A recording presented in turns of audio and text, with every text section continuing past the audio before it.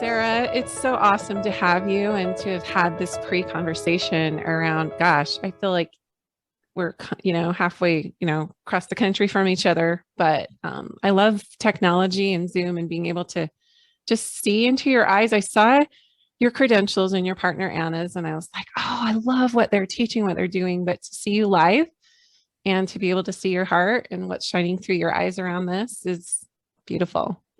Thank you. And Same. thank you. And here we are at the beginning of 2022. And my couple episodes ago, I talked about some of the implications of this moving into this new era of things looking different for women, the landscape changing for both men and women. And as it relates to mothering, some of the old ways of seeing that stewardship or that title or that role, I feel like they're shifting. I feel like there's going to be a lot of resistance. There always has been.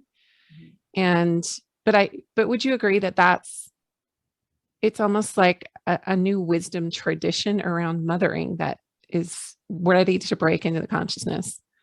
Yeah, we're in the midst of a reckoning, right? There's a lot of truth being told now. There's a lot of authenticity around parenthood that was, 5 years ago, 10 years ago, so many people were trying to pretend that they weren't parents or everything's great here. And Sure.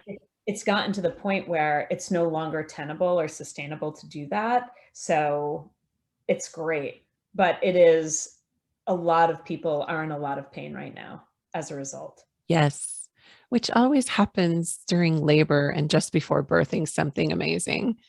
Right? So let's go there. Let's talk about, well, I think what drew me into the work that you and Anna are doing is this idea of debunking the old myths or the mothering complex. I call it mother guilt. You call it, I think, the bad mom syndrome or the ballad of the bad mom.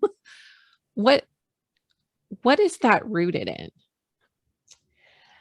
I think it's rooted in a few different things, but one of the big ones is comparison.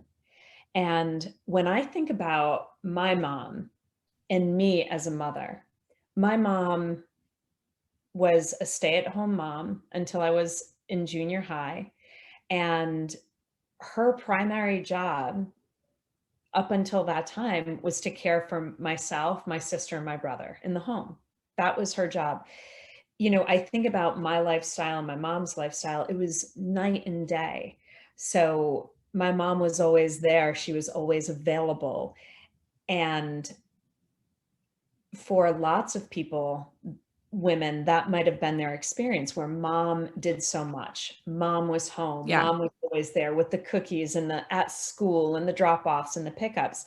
And I think the modern mother has been sold a bill of goods. Like, we can have it all. It's like, well, kind of ish. What is all anyway? Right? Well, that's the thing. It's different for everybody, right? And my experience with working moms is that by the time they get to motherhood, they're already burnt out. They're already doing too much. They already don't have boundaries. So when faced with this, now I'm going to add a child into this mix, it becomes overwhelming. All their old strategies of winning and being successful don't necessarily work anymore.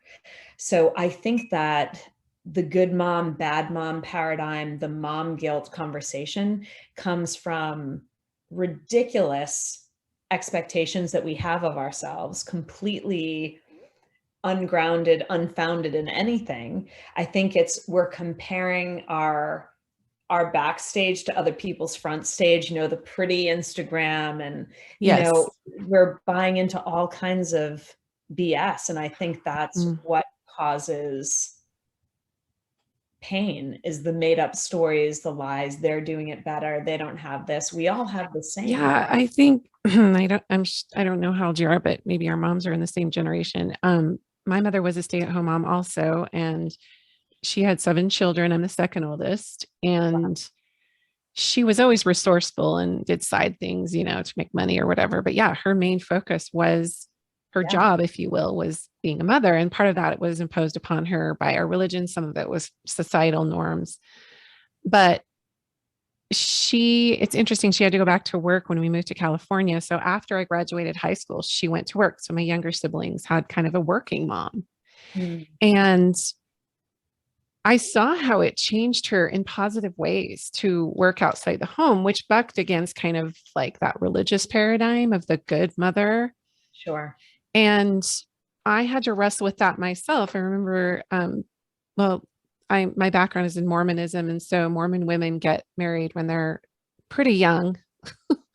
My mom got married very, very young. A lot of my friends, I was the rebel. I waited till I was 26, which still sounds very young, but that was considered like crone. I was Yeah, a that's spinster. advanced age. In New York, you'd be like a fetus getting married. Yeah. Like it never happened. Yeah. And my husband was 27 and we were literally the last of our friends to get married. But I always knew that I wanted a lot of children. As I reflect on that, I'm like, did I really, really did I think this through? This is nothing against the children that I have, because I do have 6 children, ages 7 to 27, like I told you before. And they came in I wanted the Brady Bunch. I just thought that was what you do. I don't even know that I completely thought through my own fulfillment or my own, what would light me up to be a good mother even. Yeah.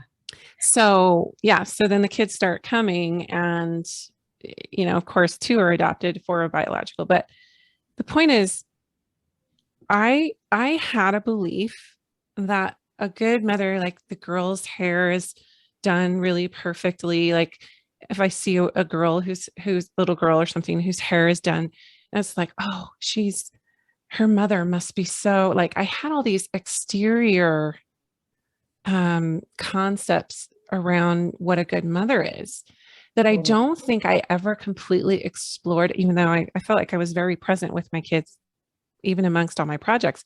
But I don't know that I looked at the true characteristics of a fulfilled mother because I wasn't putting my womanhood over it.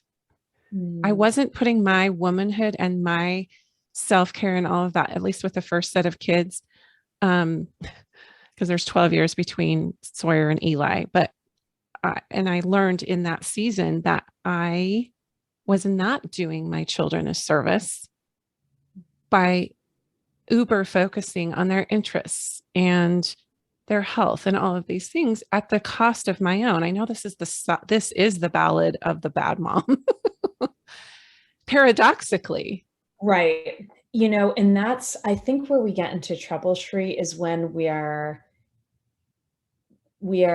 using other people's definitions of, I don't believe in good and bad. I believe, in what's a great mom to me. Right. Yeah. And I remember a very dear friend, I was, a new mom early on, and I called her crying, and I'm so afraid I'm messing Mirabelle up. I'm just messing her up. And she said, look, don't worry about whether or not you're messing her up. You 100% are. She said, we all, that's so true. the deal, right? That's the, and if we were perfect parents, the world would eat our children alive. So, right. Yes, that's so true. They would not have the thick skin that they need to be able to be powerful. Yeah, one of my teachers used to say that our deficiencies as parents are our children's gifts and blessings, because they get to learn from that, and we learn from them, and we learn and grow together. Mm-hmm. But it's something that I use in coaching and in parenting and everywhere, really, is what do I say success is in this area, right? Mm-hmm. If I'm going to present for 300 executives, there is no way in the world I am going to be everything to everyone in that room. It's impossible, right? Yeah. So how do I look at myself and say, great job, sis? And for me, was I authentic? Did I have fun? Those are the things that matter to me. And with my daughter, the most important thing to me is that she knows that she's loved. End of story. Yeah, that's it, isn't it? That's the heart of it. Not everything else is superfluous. Right. But, there's saying that, and then there's the experience of it, right? I'll ask moms that I'm working with, hey, what's success to you as a mom? And they're like, oh, if my kids have this kind of career. I'm like, holy. Oh, yeah. Yeah. Girl, sweet Virginia ham. What are you talking about? But it's because we get lost in it all. And to me, that's how I say I'm doing a good job. Right. But it can be different for everybody. Yeah. It's so interesting to me that, there are these expectations, your child is born into your set of constructs and beliefs. Right. And your cultural conditioning and your background and your lived experience and your trauma. Right. All of And it. by the time Emma came along, I was 45 when she was born. She and her brother Eli are adopted, 2 separate private adoptions. So I was and this is not the next place I want to go with this discussion, because I know you had a full-on career and you were even before your daughter came along. So for me, you know, all of a sudden I had this little girl who, and her brother is just under 2 years older than she is, but I'm like in my 40s, mid 40s with these two. Yeah. And what was so interesting to me is that I did not sweat that exterior mom syndrome. I didn't care if I posted about them and what they were wearing, what they were doing. And it was like not important to me. Luckily, the internet and Facebook were not a thing when my 20 something kids were babies, but I scrapbooked ad nauseum. And that's not something our mothers had to contend with, was the social media scene and what all these other amazing moms are doing. So I guess my question to you is, and what I think we can explore is, I I am a business coach. I am a purpose coach for women. I guide women into these feminine embodiment principles, and I've had an international business for just a little over a decade. And so I've traveled a lot, and I often bring women into my team, and I coach them on kind of doing, to a degree, what I do. And the resistance that I meet most often is there's no way that they would have to sacrifice one or the other. That there's no middle place or no middle path for them to be literally living their genius points and where their heart is calling them outside of mothering, and still be a quote unquote genius mother in their mind, because I can only speak from experience here, that I attracted that because I hadn't healed it in myself. As a coach, I was finding myself wrestling with that too, but I was still coaching them moving forward about, listen to your heart. Everything will work out. Right. And that's easy to say, but when it comes to your life and the laundry and the dog, and it's just, for women, we are just confronted with that tension of following our passion and then being a passionate mom. It's almost like we have to rob Peter to pay Paul. That's the old belief. What would you say to a woman who's in that wrestle? Well, it didn't start with motherhood. Right?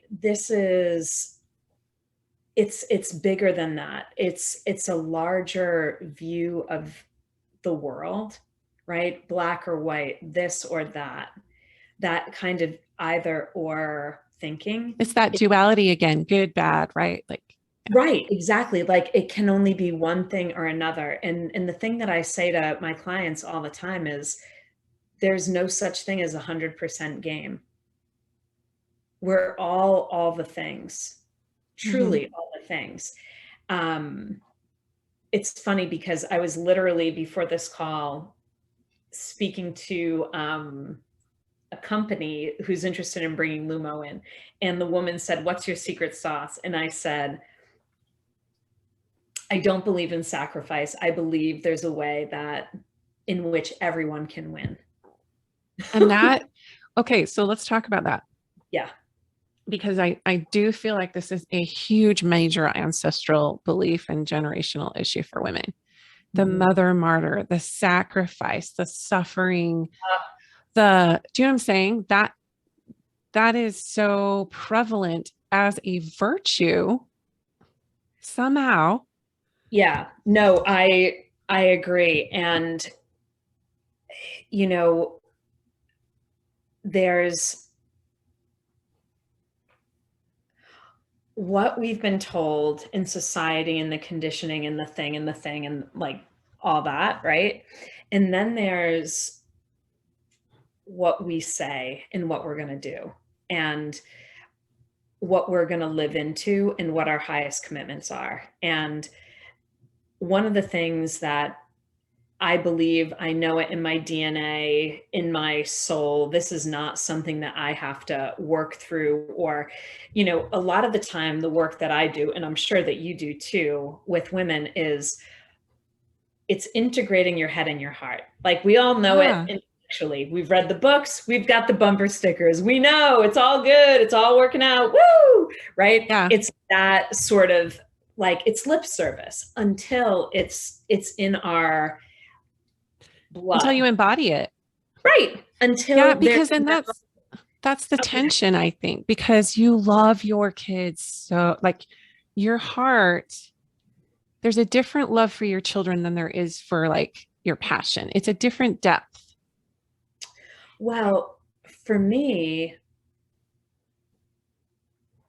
what I believe, what I've seen, what I teach is that if mom is great, everyone's great. Yeah. Moms are an eternal wellspring. So I know that I have that when I'm done with my work today and I go upstairs with my husband and my daughter, they are going to be completely impacted by how I show up, how I Yeah. be. Like I've heard it said women are the climate controllers in the home. Right. Mhm. And It's like dark moon Lilith around here sometimes. hey, Black babe, moon Lilith. everywhere, everybody, right? So but that is such I respect that, I believe that, and I live it. So I choose to be intentional about it and look at me as the source of the family, but not from a burden, Mhm. from amazing opportunity of I get to create this I for love these that. people, with these people. It's not a burden. It's not martyrdom. No, It's it's I am. I yeah, am the source, yeah. just like our And mother got us. right. And I believe, that God, whatever, higher power, that we work together. It's not just the higher power or just me. We're partners in crime. God, this is what I want. This is what I see. Let's do it. Partners in crime. Yeah. And then Yeah. and then you come and then we go together, right? I don't know. I'm just going to do my best. I don't have all the answers, but there are things that I'm committed to. There are things that I'm going to do. I'm going to show up. I'm going to do my best. And that's, And I think what was interesting, the difference between the first set of kids is because I had the tension was really strong, but I stepped into a path anyway and started a business and when they were probably early junior high, late elementary school. So by the time by the time the younger kids came along through adoption, I had a full on business. And the tension was I realized that I was doing my inner child work hmm, because it's going back to what you said before. It started before mothering. This is not about my kids. This is not even about mothering. This is about my inner child. What needs did I were unmet for me? What did I pick up in my childhood? What did I pick up from my conditioning? What am I wrestling with unconsciously or subconsciously that I'm projecting onto my kids? yeah. And I'm sure you meet a lot of women, like you said, your friend who was like, well, I hope my kids get into this college or do this job. That's not even I can't even relate to that. I'm not judging it, but it wasn't my personal conditioning. My personal conditioning is they will have this religious rite of passage and then they will go on missions, and then they will get married in the Mormon temple, and they will do. And if these things don't happen, I've somehow failed as a mother. I've shirked my duty. So it's like the outcome the of of of how they choose their own path is a reflection of my bad momminess or my bad parenting. And that was literally a truth in my brain. Mm. And so the fear was, oh, if I, like you said, what's my idea of a great mom? My idea of a great mom is to let my children be who they are and make their own decisions in an empowered, compassionate, loving way. And to support them. If they just ride on my beliefs, how are they going to navigate this earth sphere if they're just riding on their cultural, their inherited set of beliefs? So my children, my older children that are in college now, and I have a daughter that's married, they were the teachers for me in allowing. Yeah. Because I'll tell you what, they did not march to the same drum. They did not want, at some point in their teenagehood, each of them wanted to march to a different beat of a drum than what I was drumming in the home. And I had to look at that. So I love what you're saying about being conscious with, okay, I can either step into the mother martyr and play the victim here and sacrifice and put my, hand to my forehead and lay down on the railroad tracks because things aren't aligning the way that I want to, or my kids aren't turning out the way that I have this ideal of them turning out. Or I can own my own thoughts, my own emotions, and model that to my children in the I am. I am the source of my own energy management, if you will, my own connection to source. So how does that look like? What does that look like? How does that look like for you to just be that force in your home, if you will, of grounding into that? Well, it's funny because it's changed over time. It looks differently based on where I'm at. And I remember at the beginning of the pandemic, I was so stressed. And over time, a lot of clients become friends. And there's this fabulous woman in town who owns this incredible, she owns several stores, but I called her and I said, I'm freaking out. And she said, you've got to exercise really hard. You've got to run and run and run. You've got to deal with your energy, deal with the fear, and deal with your experience. And I did. I started running. I started lifting weights. I started really being responsible for my own humanity, my own feelings, my nervous system, like everybody's, was electric, just like what is happening, right? The greatest for control freaks. I mean, that's me. Me too. It was like the worst. I mean, there was no way to control that, right? There never was, but we all were living in the greatest illusion ever, right? Just totally kidding ourselves. So, and that I've kept as part of my, because now, for many, many years, I was a solopreneur, rocking it, had an amazing coaching bit, like traveling all over to train coaches and train leaders, from the NBA to the United Nations, like amazing stuff. And I decided to start this business and really focus on, supporting parents and staying in the workforce, giving them the tools. And there's stress and there's energy and there's unknowns, and we've raised money and there are big expectations. So, I have to, we say at LUMO, Luscious Mother, you've got to handle your scandal. And that means your emotional, physical, spiritual scandal. And the school of coaching that I was trained in 10 years ago, the school of thought was around, well-being is not optional. Your well-being is not optional. And I was taught that I love that. in order to serve and be of service, which coaching is, is just to be of service, you need to take care of yourself. You cannot do your job. So that became integral. Yeah.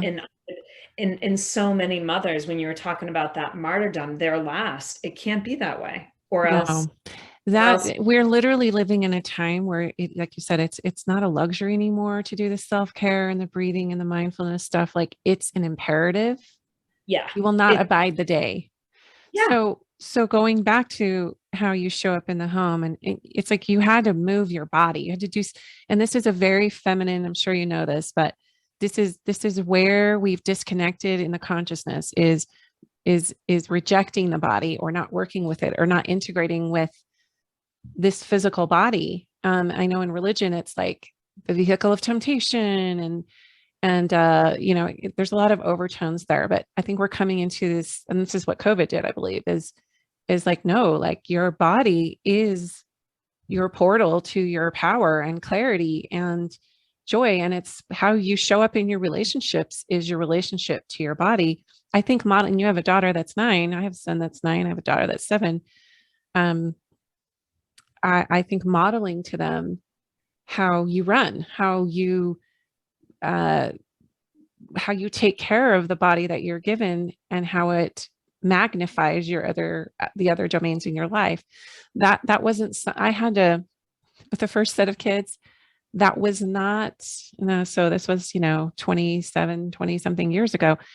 That wasn't up in the consciousness. Yoga right. and meditation and stuff, it just wasn't. How Another thing that I hear a lot from women, and I'm sure you do too, is we also have this toxic perfection thing going, and we are comparing ourselves. And there's the whole social media thing. But what do you think is the biggest lie about mothering right now? What is the limiting belief that's being perpetuated right now that you maybe there's a couple, but I have my idea of what I think the big one is, but I'm curious what you think. There's so many, right? There's so many.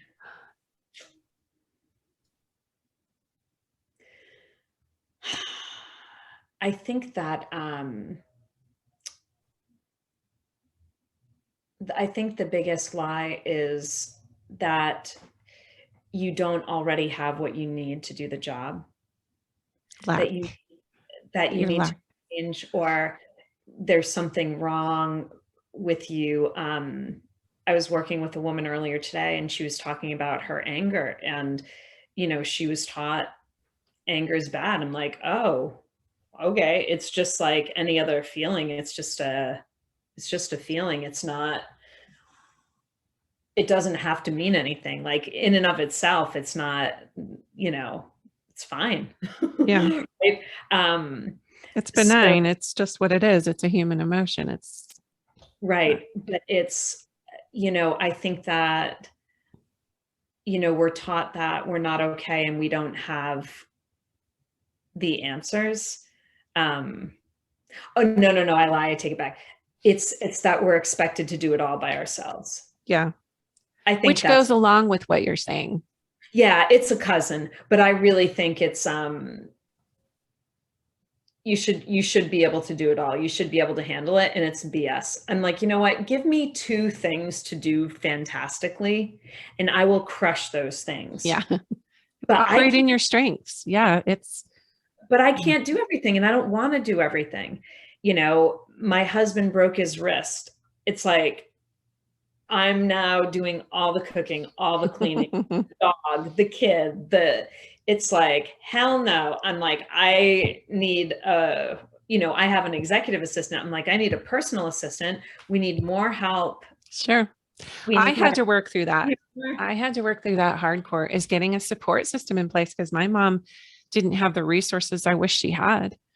Right. There's some belief we carry that if we get support for our home or cooking or cleaning or kids, that somehow we've shirked our mothering duties. We're not the full mom. We're not it. And that whole supermom fallacy, I believe supermom is a woman who busts through her trauma. To me, that's a super mom. She's breaking that trauma for her children and for her posterity for generations thereafter. She's breaking the old patterns. To me, that's the new super mom. And that might look like doing things a little unorthodox or out of the box. I love what you said. I feel like mine is very similar. It is about the perfection. And it's just because you have the ability to do all of these things doesn't mean that you are beholden to do them. You will burn out in a New York minute if you're trying to do all of these things well. So let's kind of wrap up, because I know you talk a lot about the myth of balance and like, hey, forget balance. I want to kind of wrap up with that and what you've learned and seen with your clients and yourself as a mother around this whole trying to balance or juggle it all. We've seen those memes or those, images of women literally like in a business suit with the dog. She's juggling all of these pictures in the air of the house and all of these roles and responsibilities that she's somehow solely supposed to balance. And that's, I believe, why we have so many depressed women. But go ahead. What have you seen with that? Let's see. I see that. I think that in order to change it, it's a choice. It's a commitment, and it's a very courageous thing, because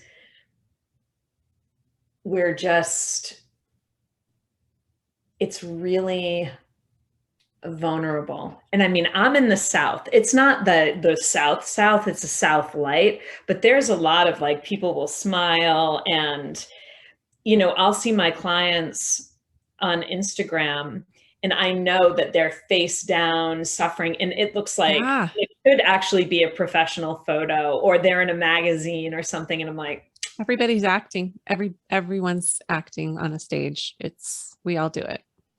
Everyone's hurting. Everyone has stuff. And I think that, and my mom always says, if you got together in a room of people and everybody threw their problems into the middle, you'd grab yours back in 10 seconds, and I think it's, stop comparing, start deciding what a great life is, and go and do that thing. What's your replacement word for balance? I love what you had on your sheet about that. What's a higher word for balance? I think integration. Yeah. I think joy. I think satisfaction. What makes you happy? Yeah. And we're all bad moms and we're all amazing moms. And that's just the reality. Yeah. We can integrate that polarity. Yeah. This woman who I was speaking to today, she was like, when I get mad, I could scorch the earth. I'm like, me too. And I can also be a bunny in a lamb chop and the most loving, compassionate. Like we all have the capacity for darkness and light. And that's just how we were made. When I was trying to be a really good Mormon mom with the first set of kids, well, with all of them really, but it was like, there was this ideology perpetuated that anytime there was conflict or opposition, not necessarily opposition, but anytime there was any kind of contention, that's the word, that was of Satan. And so my belief was that I needed to make my home this perfect haven of no conflict and no contention. Yeah. And I did, for the most part, not perfectly, but if my husband and I had a disagreement, now I'm telling you, this is the dark side. I'm not telling you this is the ideal. Okay. Oh, sure. Oh, I'm with you. So this is my older set of kids. So if my husband and I had a disagreement, we took it out of the home. Yeah. If my kids started to fight in the least little bit, I shut them down. There was literally no contention in my home. And while we had a lot of harmony, we didn't model healthy conflict resolution. I wasn't showing them my humanness. Therefore, I didn't give them permission to be human either. Yeah. And so that's the lesson learned with the first set of kids. And let me just tell you, all hell in a tornado has broken loose with the last set of kids. That's It's fantastic. mayhem. If I feel fiery and passionate about something, I yell. When my husband and I have a disagreement, it's out in the open, and that's the lesson from the two, being a 20 something, 30 something mom to a 40, 50 something mom. That was the switch for me. Yeah, that's awesome. I think that, when you have kids young, like especially the way, in your early 20s, mid 20s, you're growing up together, right? Yeah, that was me and my mom. She was 20 when she had me. We grew up together. Yeah. So, yeah, it takes a lot of compassion to be a human being. It really does. It really, really does. So let's have compassion. Let's wrap that up with, let's just have compassion for ourselves and recognize we suck as mothers and we are incredible. And I think there was a saying that I attached to when I started my business and it really started to grow and I was managing all these kids. It was, you may not be the perfect mother, but you are the perfect mother for your children. Yes. Otherwise, the universe never would have lined you guys up, lined us up. And so thank you so much, Sarah. This has been a good reminder for me to accept my humanness in parenting. How can people find, we didn't even get into Luminous, Luscious Mother, but why don't you just define Luscious Mother really fast and then tell people where they can find LUMO online? Sure. So way back when my daughter was a baby, when I started coaching, I remember I had all these big goals for what I wanted to do, in the early entrepreneur, I want to make six figure, all the things, right, that the early entrepreneurs want. And she said, who would you need to be to create all that? And I said, Luscious Mother. And it was about power and joy and full expression and connection and making things happen. And it became my moniker. And people, at my coaching company, they would call me Luscious. It was my nickname. It's such a yummy word. And to pair it with mother, it's almost like, wait, is that an oxymoron? Yeah, well, it's really confronting for some people. Triggering. Yeah. Yeah. Totally. And it's okay. It's meant to be. And so you shortened Luscious Mother to LUMO. LUMO, because I do a lot of work in corporations. So, as I shared, in order for them to be able to hear us, we need to speak a language that they understand. And companies understand LUMO. They can't go to the board with Luscious Mother, but they can go with LUMO. It's the same thing. Thank you, patriarchy, for not letting it be safe yet, but it will shift. And it will shift that we can use that. I remember you saying like the search engines and stuff, everything was freaking out around that term Luscious Mother. And you're like, okay, if I want to reach people, I just have to call it LUMO. Yeah. And it's great. I think LUMO for corporate is a beautiful fit. Sure. Yeah. And I love that you are focusing on corporate, and you may have already found this, that there are a lot of women in corporate right now who are transitioning. I can't tell you how many I've interviewed on this podcast who started in corporate and then they moved into more of a solopreneur path, like working for themselves, doing coaching or whatever, just because they felt the new consciousness awakening for the feminine and they felt the call to do something else. Yeah. And got tired of the BS. Yes. Yes. So how can we find LUMO online or find you on social media? LumoLeadership.com is our website, and we're on Instagram, LUMO Leadership, on Facebook, and I'm Sarah Olin at LUMO Leadership on Instagram. Great. Well, I've really loved this. Thank you so much. Oh my gosh, thank you. This has been such a joy.